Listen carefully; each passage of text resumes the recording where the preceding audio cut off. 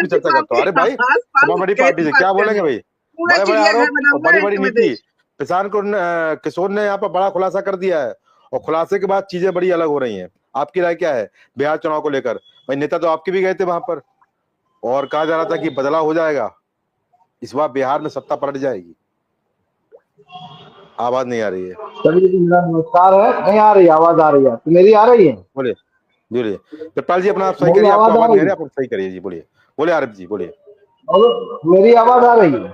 स्पष्ट आ रही, बोलिए। हाँ सभी को मेरा नमस्कार है। जी और आदि शक्ति की आराधना के पर्व शारदीय नवरात्र की सभी को बधाई है। और मैं अपना व्यू देने के बाद मैं आपसे क्षमा भी चाहता हूं कि मेरे जस्ट बगल में ही श्री दुर्गा पूजा महासमिति के कंट्रोल रूम का उद्घाटन है, मुझे वहां जाना है। कार्यक्रम शुरू हो गया तो मैं अपनी बात कह के चला जाऊंगा, सबसे माफी चाहता हूँ।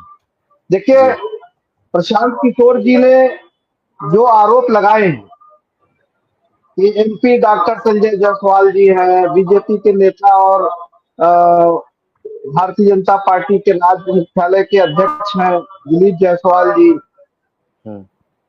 जी, सम्राट चौधरी अशोक सम्राट चौधरी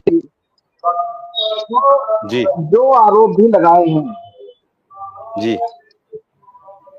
वो आरोप भारतीय जेडीयू माननीय नीतीश कुमार के नेतृत्व वाली कैबिनेट के लोगों पर लगाए। और मैं ये समझता हूं कि है जैसे परहेज।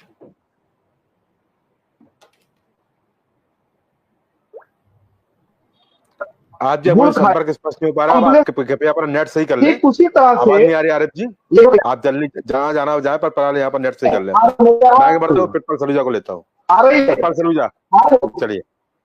आ रही है आपका संपर्क स्थिर नहीं हो पा रहा है।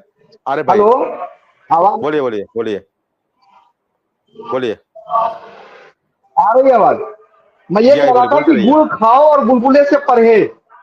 नीतीश कुमार जी बहुत साफ सुथरे हैं, उनके ऊपर कोई आरोप नहीं है, लेकिन उनकी कैबिनेट के लोगों पर गंभीर आरोप लगाए गए।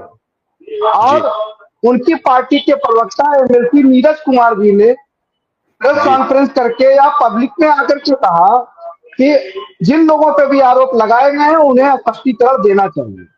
भारतीय जनता पार्टी के पूर्व केंद्रीय मंत्री कहा कि अगर सम्राट चौधरी के ऊपर उनकी माफी लेकर के सवाल उठाया जा रहा है तो उनको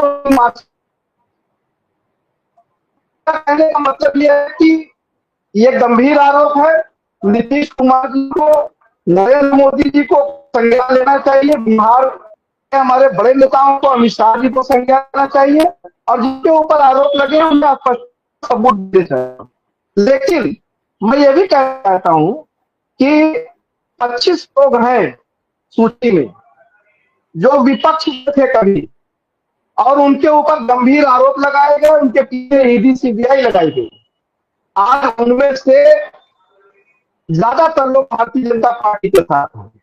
और अजीत पवार जी हो गए, प्रफुल्ल पटेल जी हो गए, शुभेंदु अधिकारी हो गए, हेमंता बिस्वा शर्मा हो गए, अशोक चौहान हो गए, छगन भुजबल हो गए, नवीन जिंदल हो गए, गीता खोर है, बाबा सिद्दीकी है, जितेंद्र तिवारी है, परवीन डारेकर है, मुकुल राय है। ऐसे 25 नाम है। 25 में से 3 के खिलाफ मामले बंद कर दिए गए और 20 के साथ ईडी और सीबीआई ने शिथिलता बरत दी है, क्योंकि वो भारतीय जनता पार्टी के साथ खड़े हैं।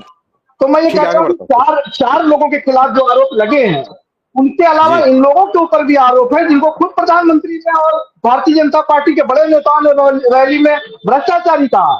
तो इनके ऊपर क्या इन लोगों ने आरोप अपने सिद्ध अपनी सफाई दे दी? क्या स्पष्टीकरण इनके आ गए? क्या इनकी सफाई हो गई? क्या इन पर कुछ मुकदमे हो गए? क्या ईडी सीबीआई ने इनको बरी कर दिया? तो आज की डेट में मैं यही कहना चाहता हूं कि भारतीय जनता पार्टी और एनडीए गठबंधन में एक तरह का वो चल रहा है कि गुड़ खाओ और बुलबुले के परहेज।